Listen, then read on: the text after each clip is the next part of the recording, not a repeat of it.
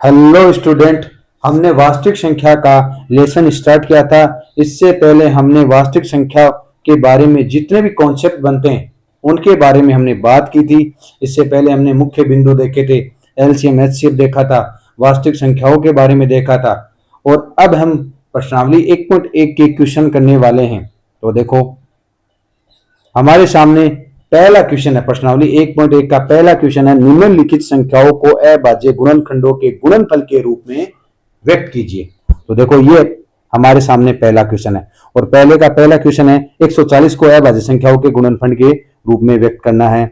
जो कमजोर स्टूडेंट है उनको भी हम साथ लेके चल रहे हैं। उनको अगर अभाज्य गुणनखंड करने नहीं आते हैं तो उनको भी हम साथ लेके चल रहे हैं। उनके लिए भी ये लेसन मैंने प्रिपेयर किया है। देखो 140 के उन बच्चों को नहीं करना आता तो सबसे पहले उनको अभाज्य संख्याओं का भाग देना। अगर अंत में 0, 2, 4, 6, 8 दिखाई दे तो उसमें 2 का भाग जाएगा, कितना आ जाएगा 70। दोबारा हम 2 का भाग देंगे क्योंकि अंत में 0, 2, 4, 6, 8 दिखाई दे रहा है तो क्या जाएगा 2। फिर अगली अभाज्य संख्या पर बढ़ जाएंगे 3। अगर अंकों का योग 3 का गुण जाए तो उसमें 3 का भाग जाएगा, वरना उससे आगे वाली संख्या में बढ़ जाएगी, इसमें जाएगा 5 का भाग, कितना आएगा 7 पंजे 35। फिर अगली अभाज्य संख्या का भाग देंगे तो कितना आएगा 1। तो 140 के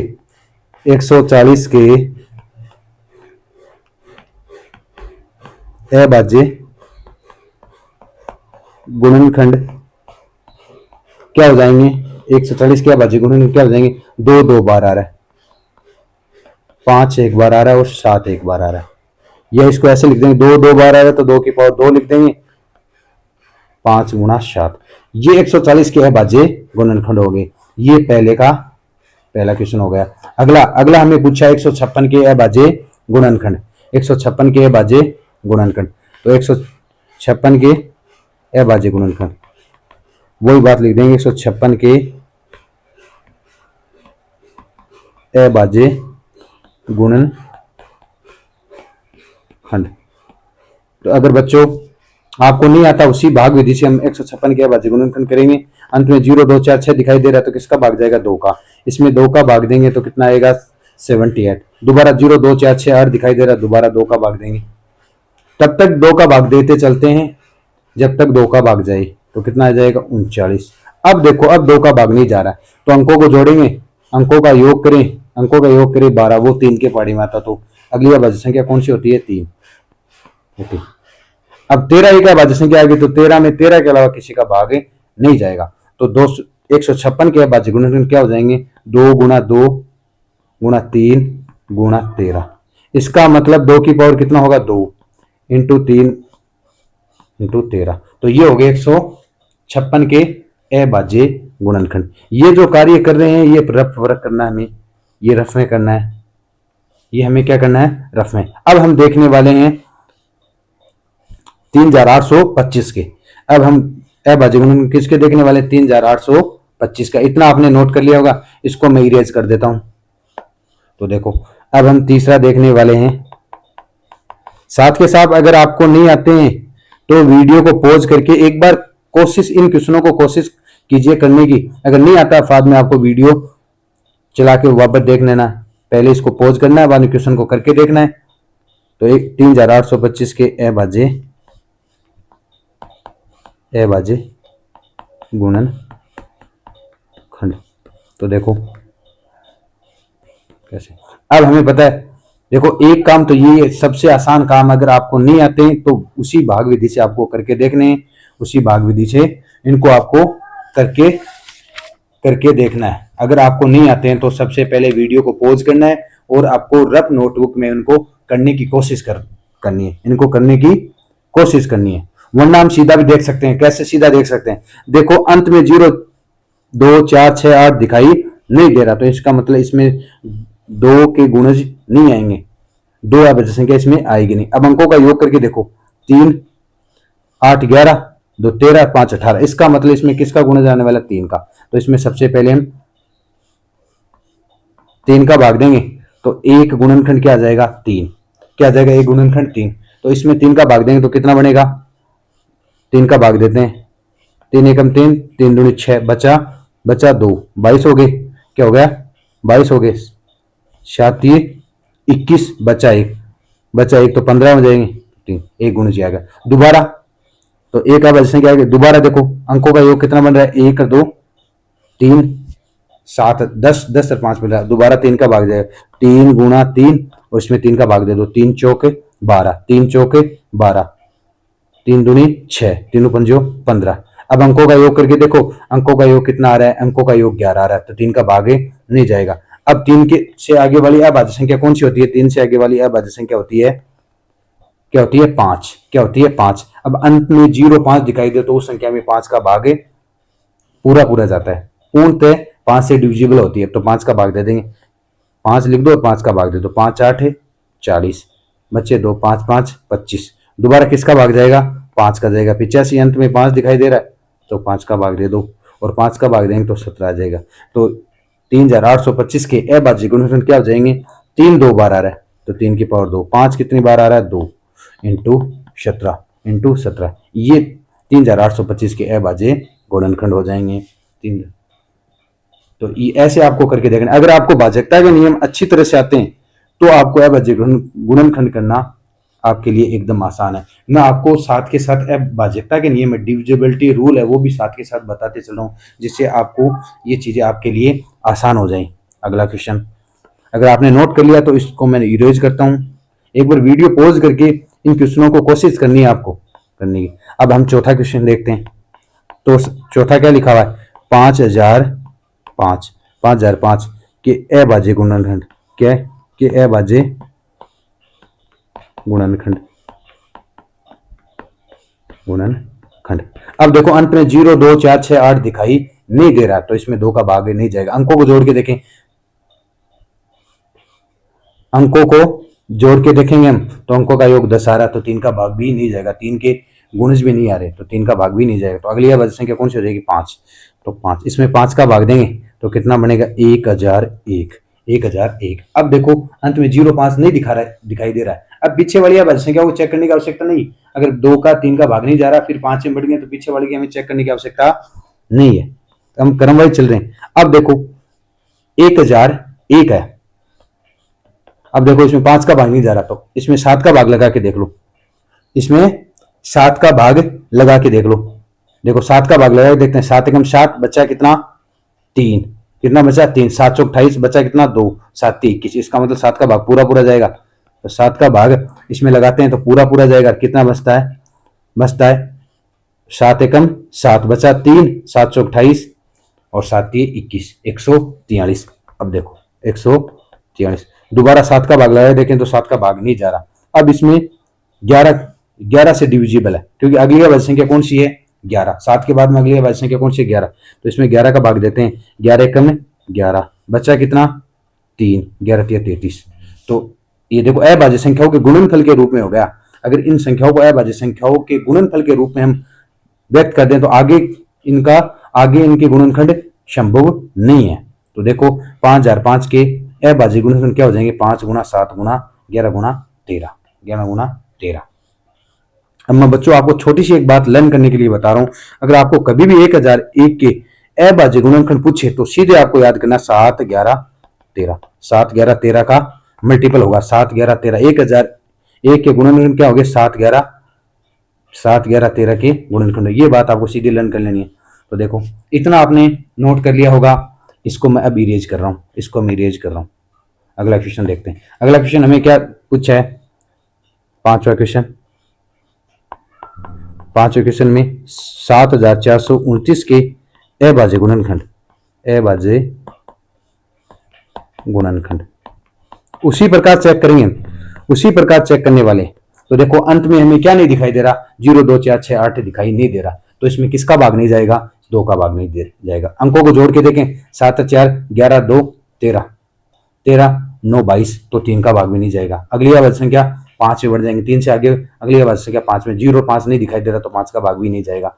अगली अभाज्य संख्या 7 में बढ़ जाएंगे, इसमें आप 7 का भाग दो लगाते हो तो 7 का भाग नहीं जाएगा। अगली अभाज्य संख्या 11 का भाग लगाते हो तो 11 से भी डिविजन नहीं है। अगली अभाज्य संख्या 13 का अगर भाग लगा के देखते हो 13 का भी भाग नहीं जाएगा। आप इसमें लगा के देखोगे तो भाग नहीं जाएगा। अब अगली अभाज्य संख्या है तो आसानी से चल जाएगा, 17 चौक 68, 17 चौक 68, बच्चे कितने 6, 17×3 51, 17×3 51, 17×3 51, और बाद में 17×3 51, और बाद में इसका 17 का पार्ट 7 बार बोलेंगे तो पूरा पूरा डिविजिबल हो जाएगा। 17 से पूरा पूरा डिविजिबल, ये आपको करके देखना पड़ेगा बच्चों, ये आपको करके देखना पड़ेगा। बार बार अभ्यास करोगे तो ये चीजें आपके लिए आसान हो जाएगी। अब देखो दोबारा 17 का भाग लगा के देखते हैं, 17 दूनी 34, और फिर बचे कितने 9, कितने बचे 9, तो 17 का 97 17 के पहाड़े में नहीं आते। फिर अगली बार संख्या 19 का भाग लगा के देखते हो, गुनी एकम गुनी गुनी गुनी 38, बचे कितने 5, तो ये बन गए 57, गुनी 30 57। तो इसमें किसका भाग जा रहा है, 19 का भाग जा रहा है, किसका भाग जा रहा है 19 का भाग जा रहा है। गुनी दूनी 38 बचे 5, गुनी 30 57, तो 7429 के अभाज्य गुणनखंड क्या होंगे 17 19 व 23। तो बार बार आपको भाग लगा के देखना है। अगर आपको डिविजिबिलिटी के रूल आते हैं तो आपके लिए ये काम एकदम आसान होने वाला है, और वो मैं साथ के साथ आपको बता रहा हूं जिससे ये क्वेश्चन आपके लिए आसान हो चुके हैं। तो ये पहले क्वेश्चन में 5 क्वेश्चन थे, उनका हमने सॉल्यूशन देखा है। बार बार अगर आपको ये अभाज्य करने में समस्या आ रही है तो बार बार अगर आप इनकी कोशिश करोगे, बार बार भाजकताओं के नियम 1-2 बार लगा के देखोगे तो आपको सीधे पता चलने लगेगा कि किस किस का भाग जाएगा। तो अगला क्वेश्चन हमें पूछा है, दो पूर्णांकों के निम्नलिखित युग्मों के एचसीएफ और एलसीएम ज्ञात कीजिए तथा इसकी जांच भी कीजिए। दो संख्याओं का गुणनफल बराबर होता है एचसीएफ इंटू एलसीएम के बराबर होता है, ये हमें जांच भी करनी है। तो पहले इनके क्या ज्ञात करते हैं, एचसीएफ और एलसीएम। इससे पहले हमने वीडियो में एचसीएफ और एलसीएम के कॉन्सेप्ट पढ़े थे, उनसे एलसीएम निकालना और एचसीएफ निकालना हमने देखा था। तो इसका पहला क्वेश्चन करते हैं। तो सबसे पहले 26 के अभाज्य गुणनखंड, 26 के अभाज्य गुणनखंड। अब मैं सीधे लिखूंगा, आपको बता दिया कैसे इनके गुणनखंड करने। गुणनखंड कोई अगर आपको सिखाने वाली कोई बात होगी, कोई नई बात होगी, वो जरूर बताऊंगा आपके लिए, जिससे आपको ये क्वेश्चन करने आसान हो जाए। आगे आपकी कॉम्पिटिटिव एग्जाम में किसी भी चीज की तैयारी करना तो ये वीडियो आपके लिए बहुत ज्यादा हेल्पफुल होने वाले हैं, क्योंकि मैं ऐसी अप्रोच भी आपको साथ के साथ बताता चल रहा हूँ। तो 26 के क्या हो जाएंगे, 26 के अभाज्य गुणन 2 गुणा 13, क्योंकि अंत में 0 2 4 से दिखाई 2 गुणा 13। इसी प्रकार 91 के अभाज्य गुणनखंड, अभाज्य गुणनखंड क्या हो जाएंगे 91 के। तो देखो ये 91 होता है 7 × 13, 13 × 91 ये हो जाएंगे। तो सबसे पहले एलसीएम ऑफ 26 91 कितना हो जाएगा, 26 91 का एलसीएम कितना हो जाएगा। मैंने कहा एलसीएम में वो सारी अभाज्य संख्याओं का गुणन लिखना है जो भिन्न भिन्न अभाज्य संख्या, उनका गुणन लिख दो आप। 1 2 आ रही है भिन्न, 1 7 आ रही है, 1 13 आ रही है, इनका गुणन लिख दो। इनकी अधिकतम घात देख लो कितनी है, 2 की भी अधिकतम घात 1 है, 7 की भी 1 है, और 13 की भी अधिकतम घात कितनी है, 13 की भी अधिकतम घात कितनी है 1 है, 13 की भी अधिकतम घात कितनी है 1 है। तो ये कितना बन जाएगा। तो देखो ये हो गया इनका एलसीएम। अब इनको आसानी से आप गुणा कर सकते हो, आसानी से आप इनको गुणा करेंगे। तो 2 को 7 से गुणा करेंगे 14, 14 गुणा 13, 14 गुणा 13। अब जिसको 14 का वर्ग आता है, 14 का वर्ग आता है वो 196 होता है, और उससे 13 कितना कम है, 13 1 कम है। तो 13 1 कम है तो उससे 14 माइनस कर दो, 14 माइनस कर दो कितना आएगा 182। तो आपको 14 गुणा 13 को ऐसे सीधे भी गुणा करने आने चाहिए, क्योंकि हमें पता है 14 का स्क्वायर कितना होता है 196, और उससे ये 13 कितना कम है 1 कम है। तो ये गुणा किससे 13 14 से गुणा, तो 1 कम है तो 14 को 1 से गुणा कर दो और इससे माइनस कर दो, कितना आएगा 182। ये साथ के साथ छोटी छोटी बातें हैं तो आप सीख लो, अच्छी बात है। अगला इससे इसका एचसीएफ निकालते हैं। एचसीएफ 26 और 91 का एचसीएफ कितना आएगा। एचसीएफ क्या होते हैं, बड़े लोग होते हैं। एचसीएफ क्या होते हैं, बड़े लोग होते हैं, हाईएस्ट कॉमन फैक्टर है जो दोनों पार्टियों में शामिल हो। 26 और 91 दोनों की पार्टियों में शामिल कौन है 13। इसकी घात क्या लेनी है, छोटी घात लेनी है। बड़े लोग हैं, फंक्शन कैसा रखेंगे छोटा, फंक्शन क्या रखेंगे छोटा।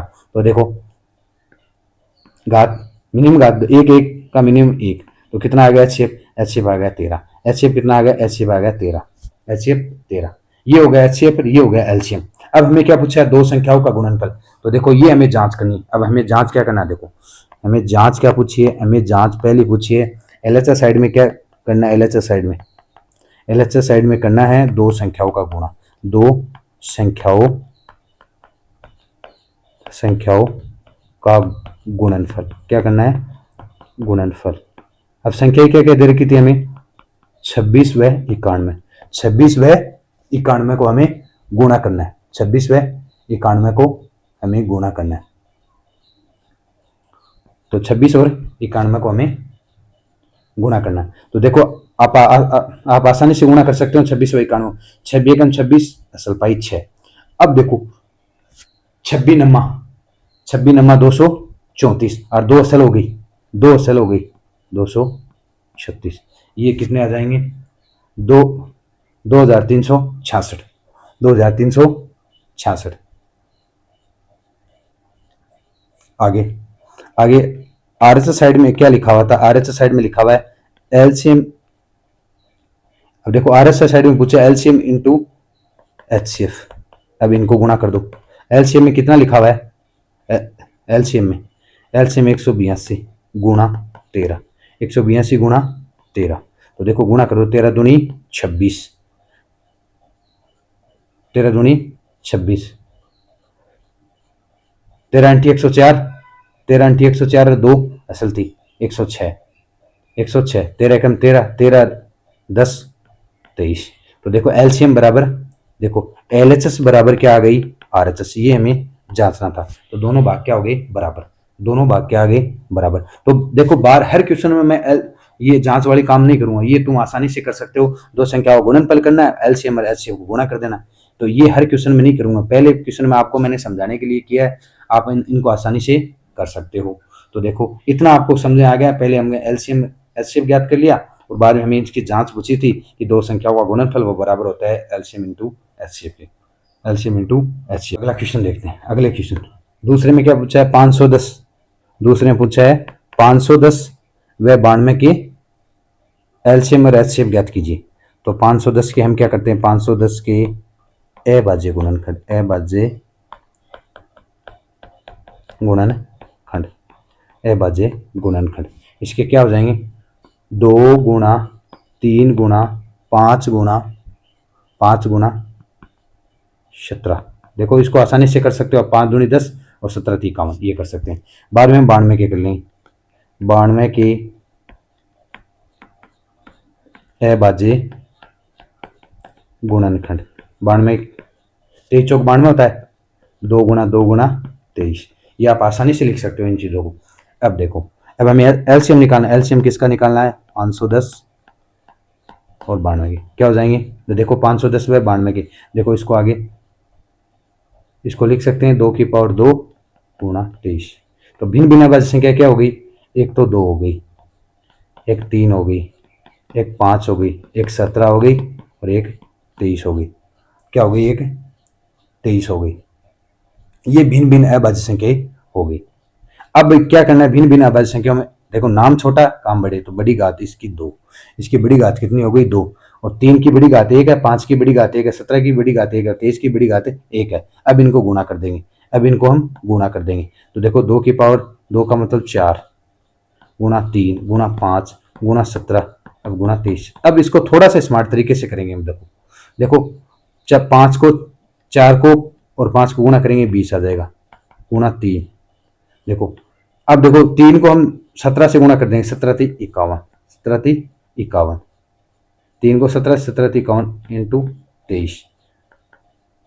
अब हम 20 को 51 से गुणा कर देंगे, 20 को 51, तो देख 51 दूनी 102, 51 दूनी 102 और 0 का जुड़ा इंटू 23। अब 23 को गुणा करना एकदम आसान है, 0 को एज इट इज लिख दो, 23 का पड़ा 23 दूनी 46, असल पाई 4, असल पाई 4 और 23 का पड़ा, 23 को 0 से गुणा करेंगे 0, असल पाई 4 थी, 4 को 4 लिखो, 23। तो ऐसे स्मार्ट तरीके भी सीख लो आप गुणा करने के, ऐसे स्मार्ट तरीके भी साथ के साथ सीख लो, पेन भी नहीं उठाना पड़े, बस इन संख्याओं को एडजस्ट करना है। क्योंकि अगर आपको गुणा करना है और 2 का कोई गुणज मिले, 5 का कोई गुणज मिले, सबसे पहले उनको गुणा करो, क्योंकि उनको गुणा करने पर अंत में 0 बन जाएगा, संख्याओं के अंत में 0 बन जाएगा, फिर गुणा करना एकदम आसान हो जाएगा। तो ये क्वेश्चन आपको यहाँ समझ में आ गया। एलसीएम हमने ज्ञात कर लिया, एलसीएम निकालना आपको समझ आ गया। अब मैं एचसीएफ बताता हूँ आपको। एचसीएफ 510 व 92 का एचसीएफ बताते हैं। तो एचसीएफ में वो लेंगे जो दोनों पार्टियों में हो। क्या क्या आ रहा है? दोनों पार्टियों में 2 आ रहा है। दोनों पार्टियों में क्या आ रहा है? 2 आ रहा है। दोनों पार्टियों में 2 आ रहा है। तो देखो 2 की मिनिमम पावर कितनी है, यहाँ 510 में 1 है और जबकि 92 में कितनी है, 2। तो मिनिमम कितनी है, 1। तो इनका एचसीएफ कितना हो गया, 2। एचसीएफ कितना हो गया, 2। अब आगे इनकी जांच करनी है, सत्यता की जांच करनी है, दो संख्याओं का गुणनफल। तो आप संख्याओं को 510 को और 92 को गुणा करके देख लेना, बाद में उनकी एलसीएम व एचसीएफ को गुणा करके देखना, ये दोनों बराबर आएंगे, सत्यता की भी जांच हो जाएगी। अगर आपको वीडियो अच्छे लग रहे हैं तो वीडियो को लाइक और चैनल को जरूर सब्सक्राइब कीजिए, जिससे मुझे मोटिवेशन मिल सके और मैं और बेहतर आपके लिए कंटेंट लेके आऊँ और बेहतर आपके लिए कंटेंट बना के लेके आऊँ, जिससे आपको समझाना, छोटे छोटे बच्चों आपको समझाना और बेहतर हो सके। और जो बच्चे कमज़ोर हैं, जिनको गणित का भय है, वो मैं ये गारंटी लेता हूँ उस भय को मैं दूर कर दूंगा, क्योंकि छोटी छोटी बात है जो आप अपने टीचर से पूछने में संकोच करते हैं, वो इन वीडियो के द्वारा आसानी से सीख पाओगे, ये मेरा वादा है आपसे। अगला क्वेश्चन देखो, हम साथ के साथ मोटिवेट भी रहेंगे और चीज़ों को कॉन्सेप्ट के साथ समझते रहेंगे। हमारा यहाँ का पर्पज आपको सिखाने का पर्पज रहेगा। छोटे से जो बच्चा एकदम कमजोर है, जिसकी मैथ एकदम कमजोर है, जो अभी तक उसने किसी प्रकार की मैथ, उनको गुणा भाग भी सही से नहीं करने आते हैं, उनको भी मैं साथ लेके चल रहा हूँ। और अच्छे बच्चे हैं उनको भी साथ लेके चल रहा हूँ, उनकी जो मैथ में जहां भी कमी रही है उसको भी मैं साथ के साथ दूर करने की कोशिश कर रहा हूँ। अब सबसे पहले 336 को हमें समय नहीं गंवाना है, हमें यहाँ बातें करके समय भी नहीं गंवाएंगे। बाकी टीचर ये करते हैं, वो डिजिटल बोर्ड पर पढ़ाते हैं और आपका समय भी जाया करते हैं। हम कम टाइम में ज्यादा चीज सीखने की कोशिश करेंगे। कुछ समय मुझे इसलिए लग सकता है कि आपको मैं भाजकता के नियम बताने में, संख्याओं को गुणा करने में थोड़ा, जिससे आप घबराएं मत। ये 1-2 वीडियो में आप मेरे गुणा करने के जो तरीके हैं वो एकदम आपको समझ में आ जाएंगे। फिर देखो हम चुटकियों में मल्टीप्लाई करने वाले हैं। तो देखो 336 के अभाज्य गुणनखंड, 336 के अभाज्य गुणनखंड। तो देखो 336 में किसका भाग जा रहा है, देखो अंत में 6 तो 2 का भाग आसानी से जाएगा, उसके साथ अंत में 36 और 4 का भी जाएगा। अब देखो इसमें 8 का लगा के देखेंगे, 336 में 8 का भाग भी जाएगा, 2 की पावर 3 भी आएगा। 2 की पावर 3 सीधा लिख दूं मैं, इसके अभाज्य गुणनखंड करोगे 2 की पावर 3, 2 की पावर, देखो इसमें सीधा सीधा भाग जा रहा है, एकदम सीधा सीधा देकर देखो 8 का भाग दें, 8 का भाग इसमें दें, तो देखो इसमें 8 को मैंने लिख दिया, चलो आपके लिए ऐसे लिखता हूँ। चलो इसमें 8 का भाग पूरा पूरा जा रहा है, तो 8 गुणा इसमें 8 का भाग दें तो 8 चौक 32, 8 दूनी 16। अब इसको लिख सकते हैं 8 गुणा 7 छक 42, 7 छक 42। देखो यहाँ से 2 आ जाएगा, इसको 8 गुणा 2 गुणा 3 गुणा 7, ये मैं लिख सकता हूँ आसानी से। तो इनको मैं देखो कंपाइल करके एक साथ लिख देता हूँ। क्या लिख दूँ, तो देखो इसको एक साथ, 2 कितनी बार आ गया, 2 आ गया 4 बार, 2 कितनी बार आ गया 4 बार, इंटू 3 इंटू 7, ये इसके अभाज्य गुणनखंड हो गए। 54 के इसी प्रकार 54 के अभाज्य गुणनखंड क्या हो जाएंगे, देखो 54 के अभाज्य गुण 9 छक्की 54 होते हैं, 9 छक्की 54 होते हैं। तो 2 गुणा 3 की पावर कितना आ जाएगा, 3 की पावर 3, 3 की पावर 3। तो इसका एलसीएम निकाल लेंगे आसानी से, 336 व 54 के एचसीएफ क्या हो जाएंगे, एलसीएम में क्या हो जाएंगे, सारे आ जाएंगे 3 7, अधिकतम घात लेंगे 4, इसकी अधिकतम घात 3 है। हेलो बस इनको अधिकतम घात कितने आ गए, 3। अब देखो इनका एलसीएम आप आसानी से निकाल सकते हो। अब जो एलसीएम हमने ज्ञात कर लिया, उनको गुणा करते हो, 2 की पावर 4 का मतलब 16, 3 की पावर 3 का मतलब 27 इंटू 7 इंटू 7 इंटू 7। अब देखो अब इनको आपको मल्टीप्लाई कर देना, एकदम मल्टीप्लाई करेंगे इनको, तो देखो मैंने तो मल्टीप्लाई करके इनको रख दिया, 3024 आएंगे। इसी प्रकार एचसीएफ 336 गुणा 54, जो दोनों पार्टी में आए वो क्या 2 है 3 है। इनकी मिनिमम पावर कितनी है, देखो यहाँ 2 की मिनिमम पावर 1 है, यहाँ 3 की मिनिमम पावर 1 है, तो ये कितना आ जाएगा, ये आ जाएगा 6। कितना आ जाएगा, ये आ जाएगा 6। तो चीजें आपको अच्छी लग रही होंगी, ये कितना आ जाएगा 6। तो ये भी तीसरा क्वेश्चन भी हो गया। तो हमने 2 क्वेश्चन कंप्लीट कर लिए, 2 क्वेश्चन हमने कंप्लीट कर लिए। अब हम तीसरा क्वेश्चन देखते हैं। देखो अभाज्य गुणनखंड विधि द्वारा निम्न पूर्णांकों के HCF व एलसीएम ज्ञात किए। सेम टू सेम क्वेश्चन अभी किया हमने। तो देखो उसी पहला क्वेश्चन देखते हैं। तो 12 के अभाज्य गुणनखंड आपको नहीं करने आते हैं, कमजोर बच्चे हैं वो करेंगे उसी भाग विधि से। सबसे पहले 2 का भाग जा रहा नहीं, उसी प्रकार 1-2 बार आप प्रैक्टिस करोगे तो आपकी ये चीजें हैबिट में आ जाएंगी। तो इसको 2 की पावर 2, 12 को इंटू 3 लिख देंगे। इसी प्रकार 15 के अभाज्य गुणनखंड क्या हो जाएंगे, 3 गुणा 5।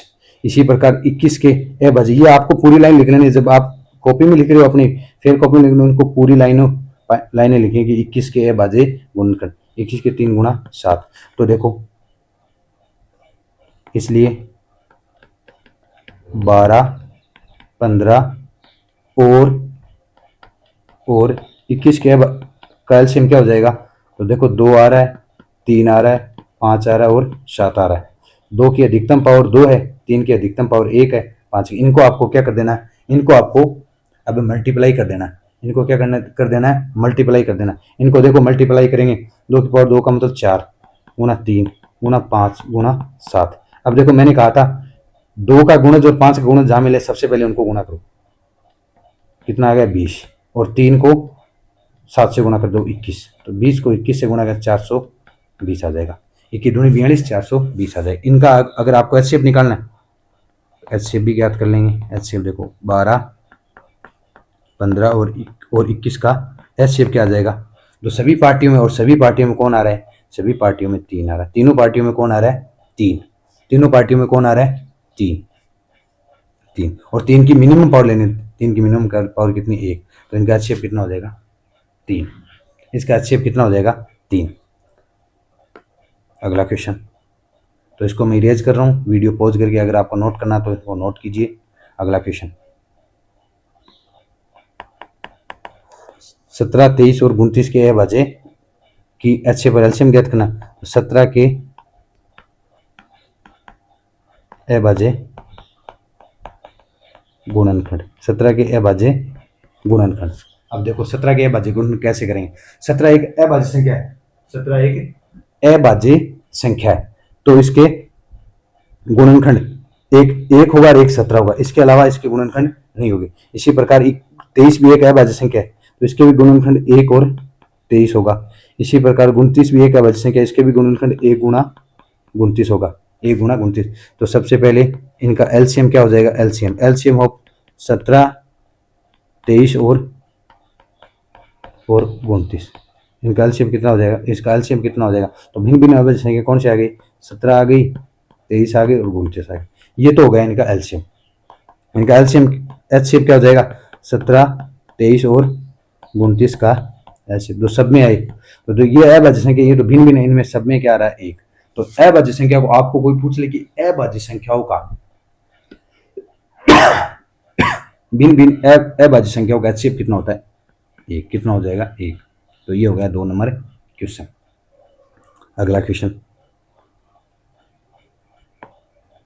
अगला हमें क्या पूछा है, 8, 9 और 25 का, 8, 9 और 25 का एचसीएफ। तो 8 के अभाज्य गुणनखंड, अभाज्य गुणनखंड क्या होंगे, 2 की पावर 3, 2 की पावर 3 8 होता है। इसी तरह 9 के अभाज्य गुणन क्या हो जाएगी, 3 की पावर 2। 25 के अभाज्य गुणन क्या हो जाएंगे, 5 की पावर 2। तो एलसीएम ऑफ 8, 9 और 25 क्या हो जाएगा, 2 गुणा 3 गुणा 5 एज इट इज लिख दो। अधिकतम पावर 2 की 3 हो जाएगी, 3 की अधिकतम पावर 2 हो जाएगी, 5 की अधिकतम पावर 2 हो जाएगी। इनको आपको मल्टीप्लाई कर देना है। एचसीएफ ऑफ 8, 9 और 25, 8, 9 और 25, इनका एलसीएम कितना हो जाएगा। देखो भिन्न भिन्न अभाज्य संख्या, इनमें तीनों पार्टियों में कुछ नहीं आ रहा। अगर तीनों पार्टियों में कॉमन कुछ नहीं है तो इनके कॉमन में क्या बैठा है, 1 बैठा है। इनके कॉमन में क्या है, क्योंकि अभाज्य संख्याओं के जो गुणनखंड होते हैं वो एक तो अभाज्य संख्या स्वयं और एक। तो इनका एचसीएफ कितना हो जाएगा, 1। इनका एचसीएफ कितना हो जाएगा, 1। ये हो गया तीसरा क्वेश्चन। तो हमने तीसरा क्वेश्चन भी देख लिया। अब चौथा क्वेश्चन, चौथे क्वेश्चन एचसीएफ 306 और 657 9 है। एलसीएम, इनका एलसीएम ज्ञात कीजिए। ये देखो दो संख्या, मैंने कहा था दो संख्याएं दी गई हूं और एक एलसीएम दिया गया, तीन बातें दी गई, तो कौन सा कॉन्सेप्ट लगने वाला है? दो संख्याओं का गुणनफल। देखो यहाँ ए का मान कितना होगा, ए का मान यहाँ होगा 306, बी का मान कितना होगा 657, इनका एलसीएम सॉरी इनका एचसीएफ दे रखा हमें, इनका एचसीएफ, इन संख्याओं का एचसीएफ कितना देगा 306 और 657 का एचसीएफ 9 दे रखा। अब देखो दो संख्याएं दे दी, उनका एचसीएफ दे दिया, हमें एलसीएम पूछ लिया, तो दो संख्याओं का गुणनफल बराबर होता है HCF of A B into LCM of LCM of LCM of A B, LCM of A B. अब संख्या क्या होगी 306 गुणा 657, इनका एचसीएफ कितना हो गया 9 और इनका एलसीएम ज्ञात करना है, ए का मान इनका एलसीएम ज्ञात करना है, इनका एलसीएम ज्ञात करना है। तो देखो एलसीएम बराबर क्या आ जाएगा 306 657 क्या आ जाएगा 306 गुणा 657 बटे 9, बस इसमें 9 का गुणा करके या तो 9 का भाग दे दो या इसको सोल्व कर लो थोड़ा। इसमें देखो इस संख्या में सॉरी 306 में 9 का भाग पूरा पूरा जाएगा, कैसे? क्योंकि अंकों का योग है, अंकों का योग वो 9 का गुणज है, 3 और 6 अंकों का योग 9 गया तो 3 का गुणज है, तो इसमें 9 का भाग एचडी 9 से कैंसिल हो जाएगा, 9 3 27 और बचे कितने 3, 9 चौक 36। अब आपको 34 को 657 से गुणा करना है, 34 को 657 से हम गुणा करते हैं तो देखो 22,338 आएगा, 22,338, तो ये आपको गुणा करके देख लेना 22,338 आ जाएंगे। तो ये क्वेश्चन देखो मैंने उसी टाइम आपको बताया था कि दो संख्याएं दे रखी हूँ, उनमें एक का एलसीएम दे रखा हो और आपको एचसीएफ पूछे चाहे एलसीएम पूछे, चार बातों में से 3 बातें आपको बताई हो, एक बात आपको पूछे, तो ये कॉन्सेप्ट आपको लगाना उस टाइम मैंने बताया था आपको।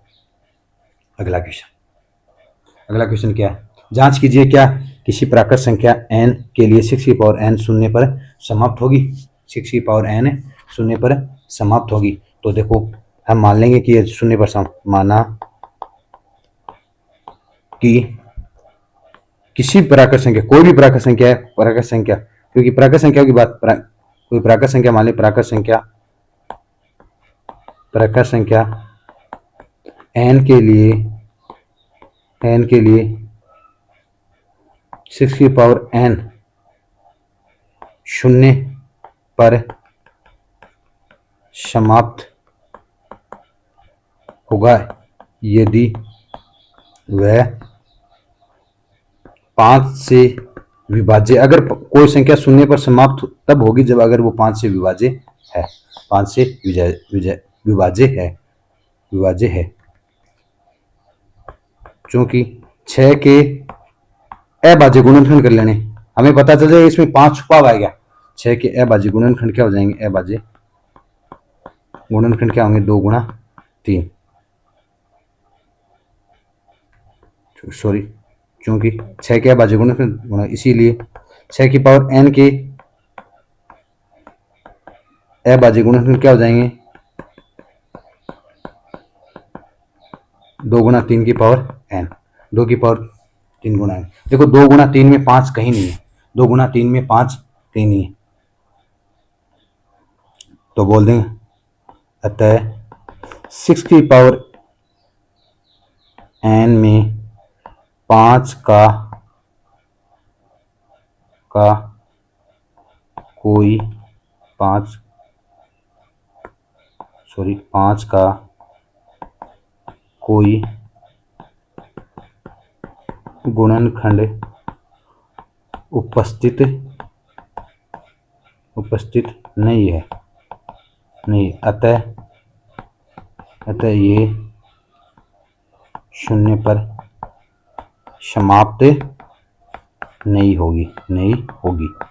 कोई संख्या शून्य पर कब समाप्त होगी, या तो 5 से विभाज्य हो या 5 का कोई गुणनखंड उसमें मौजूद हो, और यहाँ देखो 2 गुणा 3 है, 5 का कोई गुणनखंड उपस्थित नहीं, ये शून्य पर समाप्त नहीं होगी।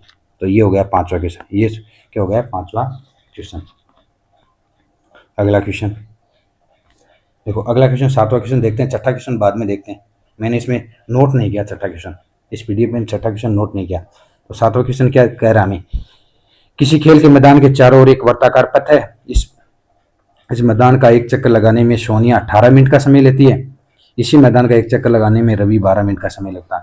मान लीजिए दोनों एक ही समय में चलना प्रारंभ करें, तो एक ही दिशा में चलते हैं तो कितने समय बाद पुनः प्रारंभ बिंदु पर मिलेंगे, पुनः प्रारंभ बिंदु पर कितने समय बाद मिलेंगे, ये हमें पूछ रहा है।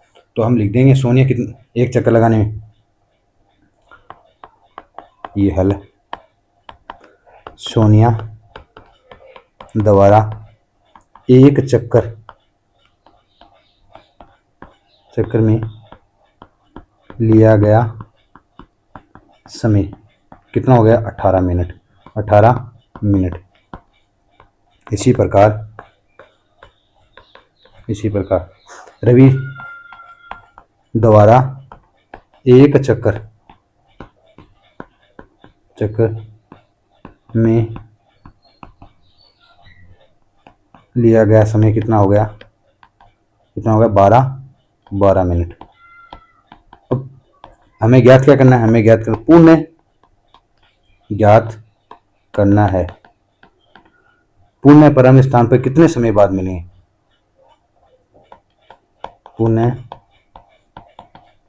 प्रारंभिक स्थान पर कितने समय पर मिलेंगे, ये हमें पूछा। ये जानकारी हमें क्वेश्चन में दी गई है, तो इतनी जानकारी आप अगर नोट में लिखे तो आसानी से लिख सकते हो। परीक्षा में इतनी जानकारी हमें क्वेश्चन में बताई है, वो आप आसानी से लिख सकते हो। अब प्रारंभिक समय पर वो मिलेंगे तो कब मिलेंगे, ये बात हम देखने वाले हैं, ये बात हम देखने वाले हैं, ये बात हम देखने वाले। अब देखो प्रारंभिक स्थान पर दोनों ने, ये बात आपको हम समझाता हूं, दोनों ने यहां से चलना स्टार्ट किया दोनों ने। तो सबसे पहले सोनिया चलती है, उसका एक चक्कर लेने में 18 मिनट लगते हैं, रवि उसी चक्कर को लेने में 18, तो मतलब रवि तेज चल रहा है। तो एक समय ऐसा होगा जब रवि तेज चलता चलता दोबारा सोनिया को क्रॉस करेगा, इसका मतलब दोनों एक क्रॉस करेंगे तो दोबारा वो मिलेंगे, क्योंकि रवि तेज चल रहा है, उसको एक चक्कर करने में 12 मिनट लग रही है, और जबकि सोनिया को 18 मिनट, दोबारा वो मिलेंगे। तो वो समय देखना, वो हमें मिनिमम समय देखना है कि कितने समय बाद मिले, और मिनिमम समय हमें पूछे तो हमें क्या निकालना होता है, एलसीएम। क्या ज्ञात करना हमें, इनडायरेक्टली हमें क्या ज्ञात करना है, एलसीएम ज्ञात करना है। सॉरी 12 हुए 18 के, तो 12 के गुणनखंड देख लो, 12 के अभाज्य गुणनखंड क्या हो जाएंगे, वो हमें देखे थे 2 की पावर 2 गुणा 3। इसी प्रकार 18 के अभाज्य गुणनखंड 2 गुणा 3 की पावर 2, तो इनका एलसीएम कितना हो गया, 12 व 18 का एलसीएम क्या हो गया, 2 गुणा 3, अधिकतम घात 2, इसकी अधिकतम घात भी 2 आ जाएगी, तो कितना आ जाएगा 36, कितना आ जाएगा 36। इसका मतलब वो 36 मिनट बाद दोबारा मिलेंगे, तो कितना आ जाएगा 36 मिनट। तो लिख देंगे अतः वह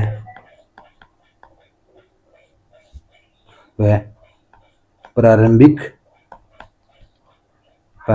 स्थान पर 36 मिनट बाद पुनः मिलेंगे। तो ये हो गया हमें अपना 7वां क्वेश्चन, ये अपना 7वां क्वेश्चन। तो इस चीज़ों को हमें समझना है। अब हमें नहीं पता था, इसमें इनडायरेक्टली हमें बताया गया था कि इस बात को हमें सोचना है कि हमें पूछा क्या गया, एलसीएम पूछा गया है, एचसीएफ। तो ये दोबारा कब मिलेंगे, तो ये समय मिनिमम होगा, दोबारा कब मिलेंगे, कम से कम समय क्या होगा, तो कम से कम की जब बात हमें लगे तो वहाँ क्या निकालना हमें, एलसीएम। क्या निकालना, हमें एलसीएम। अब हमारे पास एक क्वेश्चन बच गया, कौन सा क्वेश्चन बच गया कि व्याख्या कीजिए 7 गुणा 11 गुणा 13 प्लस 13 और 7 गुणा 6 गुणा 5 गुणा 4 गुणा 3 गुणा 2 गुणा 1 प्लस 5 एक भाज्य संख्या है। ये हमें बताने की है भाज्य संख्या है। पहले हमें 7 गुना, पहले हमें ये देख लें हल, ये हमें बताना। तो हमें 7 गुणा 11 गुणा 13 गुणा प्लस 13, इनमें क्या कॉमन आ रहा है, इसमें कॉमन आ रहा है 13।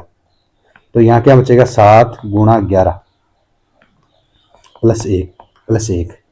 क्या ये भाज्य संख्या हमें चेक करनी। अब हमें पता है ये भाज्य संख्या कैसे हो जाएगी। 13 एक अभाज्य संख्या, इसके कितने गुणनखंड होंगे, 2 गुणनखंड। इसके कितने गुणनखंड होंगे, किसी भी अभाज्य संख्या कितने मिनिमम कितने गुणनखंड होते हैं, 2।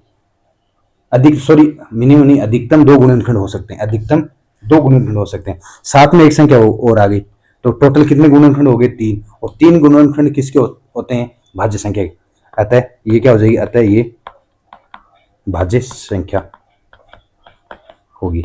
एक और चेक करना था हमें, 7 गुणा 6 गुणा 5 गुणा 4 गुणा 3 गुणा 2 गुणा 1 प्लस 5 सॉरी, दोनों में क्या कॉमन आ रहा है, 5। दोनों में क्या कॉमन आ रहा है, 5। उसी प्रकार वो अंदर वाली बात 6 4 3 2 1 प्लस 1, वही 5 अभाज्य संख्या होगी। इसके भी कितने गुणनखंड होंगे, 2 गुणनखंड होंगे। और एक ही हो गया, तो 3 हो गए गुणनखंड। कितने हो गए, 5 के 2 हो गए, और 7 इसके भी एक गुणन, मान लो इसके एक गुणनखंड हो गए, तो 3 से अधिक गुणनखंड हो गए, 2 से अधिक गुणनखंड हो गए। तो ये कैसी संख्या हो जाएगी, भाज्य संख्या। अतः ये कैसी संख्या हो जाएगी, भाज्य संख्या। ये हमारे एग्जाम में ऐसे क्वेश्चन पूछे नहीं जाते, लेकिन हमें इन पे अप्रोच कैसे करते हैं ये हमें जरूर आना चाहिए, क्योंकि हम कॉम्पिटिटिव एग्जाम में जब बैठेंगे तब इनकी ये अप्रोच हमें आनी जरूरी है। तो आज हमने 1.1 के जितने भी क्वेश्चन थे उनको सबको हमने देखा है। अगर वीडियो आपको अच्छे लगे तो वीडियो को लाइक और चैनल को जरूर सब्सक्राइब कीजिए। फिर मिलते हैं, आज के लिए इतना ही।